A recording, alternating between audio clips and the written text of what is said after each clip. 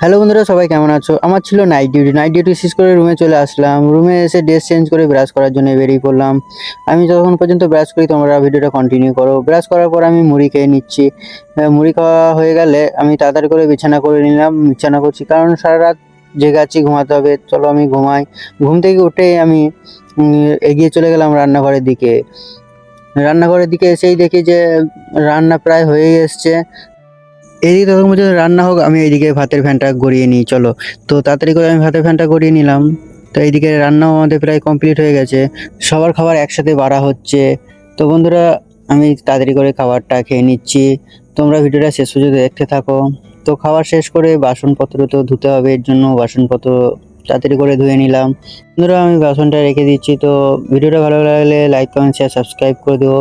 Instagram আর ফেসবুকে দেখে থাকলে ফলো করে দিও। দেখা হবে পরের ভিডিওতে। Tata, bye bye.